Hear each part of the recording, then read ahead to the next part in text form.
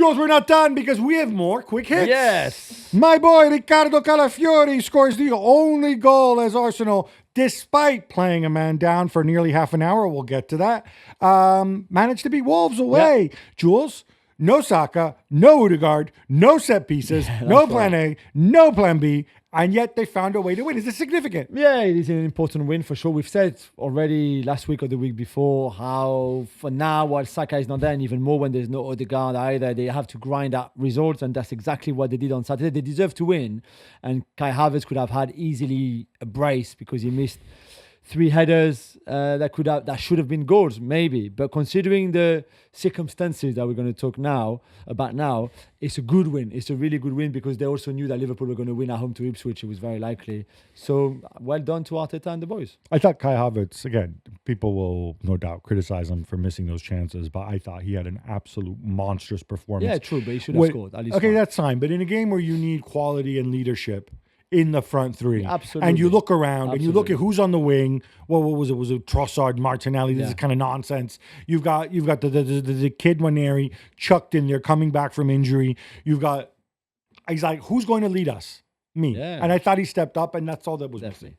And Gab, Myles Lewis-Skelly got a straight red card for a tactical foul on Matt Doherty just outside the Arsenal area just before the break. Did Michael Oliver get it right? And Mikel Arteta certainly didn't think so. No, he certainly did not get it right. Arteta I think he was very clear about this. I don't think anybody in the world. Now, I don't like tactical fouls. I think they should be fine with yellow. But unless you make a rule, Yeah, Stevie Nicol yesterday on the FC show where I was on said that you should give a red card for cynical tactical fouls. That's fine. Like that. That's fine. But until that's in the rule book, you have to play the rules.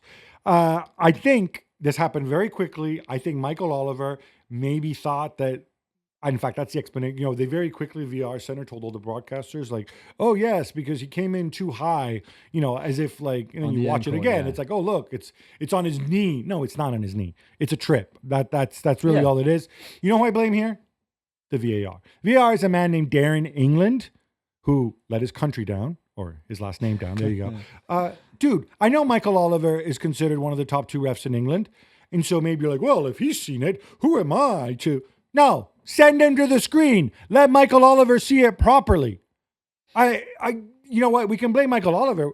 And sadly, there's some weirdos who apparently have already issued threats and abused him. No, this guy, Darren England.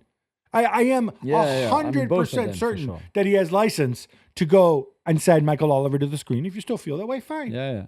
Lisandro Martinez, with the help of a big deflection, gives Manchester United a 1-0 win away to Fulham. How? Jules, this could have gone the other way. Yeah, it could have gone a 0-0 draw. That's why he deserved that game. It was a bad game. Was deflection man of the match for United? Definitely. One shot for Manchester United on target. Expected goals of 0.25, and that's the goal. That's the winning goal. The deflected shot by Lisandro Martinez. I guess maybe Ruben Amorim, just before his birthday, just needed a bit of luck, deserved a bit of luck. That was very much luck that won that game for Manchester United. But hey, it's 3 points. You take it and you move on. Marcus Rashford is back training with Manchester United, sticking with them. But Gab, Ruben Amorim doesn't seem to be holding the door open for him to ever play again for the side. He's asked specifically about Marcus Rashford, and he goes to this thing where he talks about, well, if you don't show the motivation and if you don't lead the life of an athlete, you don't take things seriously on the training pitch and off the training pitch, there's a greater chance that I play. And he mentions the name of his 63-year-old goalkeeping coach. Now, I don't know if this is a new Amorim thing, like let me say one stupid thing every week, and then later he'll go and apologize. Why are you shutting the door on this guy? Like, if you don't want to play him, that's fine if you're unhappy with him. But you have to humiliate him now? No. After you say something like this, nobody's going to take him on loan. And you're going to have a guy who actively hates you and who's got a longer contract than you do, who makes more money than you do. This is such a why free say hit. it? Like, why are you doing this as a coach? Do you want to make a bet? Midweek he's going to apologize for this?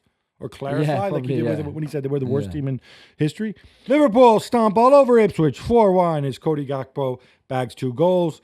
Jules, I felt like they didn't get out of second gear at all. Yeah, I mean, I'm not even sure they were in first gear. They were in between 0 gear and first gear, and it was still enough.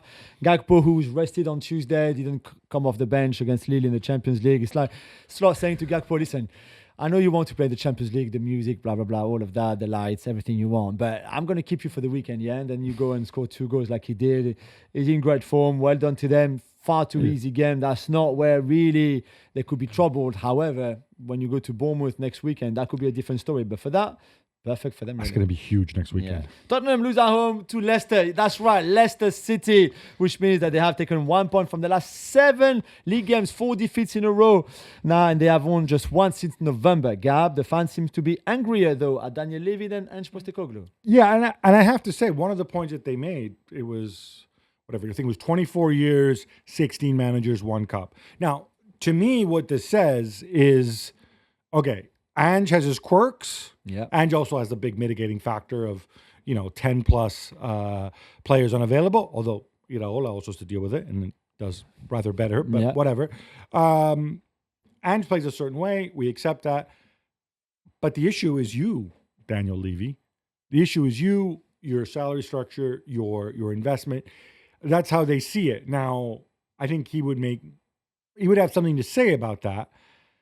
And the fact that they were so vocal at the end, again, towards Levy more than Ange is, they don't just want to see another sacking. They want to see a cup. They're still alive in 3 cup competitions. Yeah, they can win the treble. They've got a shot there. It doesn't change the fact that I thought Ange Postecoglou got it wrong on the day again. Now, they could have won this. Maybe, I don't know what the XG says, chances, whatever. But if Pep Sar can't play, don't play him. Don't put him in that situation where you might pick up even more injuries. So more questions. They're going to stay up. The cups are going to save them or not save them.